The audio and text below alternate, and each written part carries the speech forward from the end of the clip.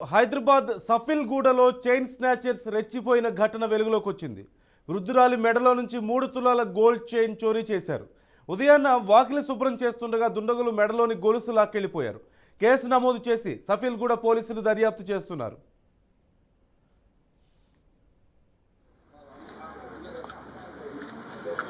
ఈ టైంకి లేవకపోగానే వాళ్ళు ఏమంటారు శనికి అన్నట్టు ఇలా లేచింది.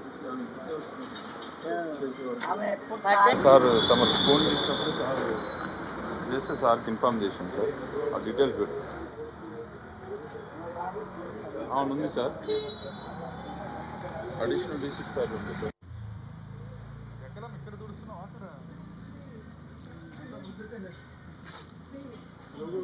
వాళ్ళు బండి ఎక్కడ పెట్టారు?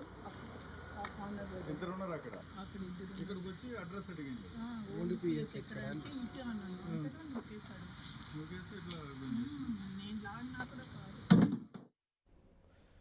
పూర్తి సమాచారం మా ప్రతినిధి లిఖితని అడిగి తెలుసుకుందాం.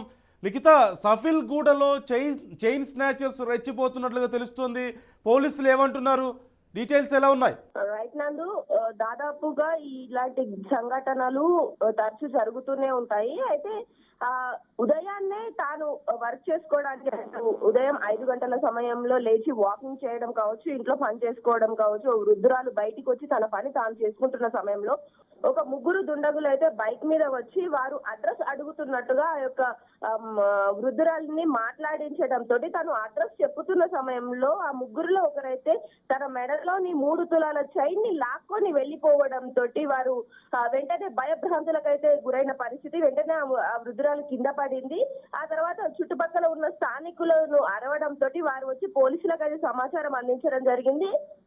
ఇదిలా ఉంటే పోలీసులు కథనం ప్రకారం అయితే దాదాపు వారం రోజులుగా ఈ యొక్క మహిళను కావచ్చు, చుట్టుపక్కల ప్రాంతాల్లో ఉండే మహిళలను కావచ్చు వారు గమనిస్తున్నారు అని అయితే చెప్తున్నారు. అంతేకాకుండా వీరు పూర్తి స్థాయిలో మొత్తం 4 ఉన్నారు. ఈ 4 ఒక 3 బైక్ పైన ఉంటే మరొకరు ఆ యొక్క గల్లీ ఎండింగ్ లోనైతే ఉండడం జరిగింది. వీళ్ళు ఎప్పుడైతే చైన్ స్నాచ్ చేసుకొని వెళ్ళిపోతున్నారో ఆ సమయంలో పూర్తి అంటే ఏదైనా హడావిడి జరిగితే బెదిరించాలి అనే ఉద్దేశంతో ఒక పథకం ప్రకారం అయితే వీళ్ళు చైన్ స్నాచింగ్ చేసినట్లయితే తెలుస్తోంది. అంతేకాకుండా పోలీసులు కూడా ఆ చుట్టుపక్కల ఉన్న సీసీ కెమెరాలను కూడా పరిశీలిస్తున్నారు. వారిని త్వరలోనే పట్టుకునే ప్రయత్నం చేస్తామని కూడా చెప్తున్నారు. ఇక ఈ వృద్ధురాలికి అదనం ప్రకారం అయితే తాను ఉదయాన్నే పని చేసుకోవడానికి వాకింగ్ చేయడానికి బయటికి వచ్చిన సమయంలో తనను ఇంటి అడ్రస్ అడుగుతూనైతే తను సంప్రదించడం జరిగింది. తను ఆ అడ్రస్ ఏదైతే ఉందో దాన్ని చెబుతున్న సమయంలో అయితే తన మెడలోని చైన్ ని లాక్కొని వెళ్ళిపోతున్నప్పుడు ఆమె కింద పడి కొంతవరకు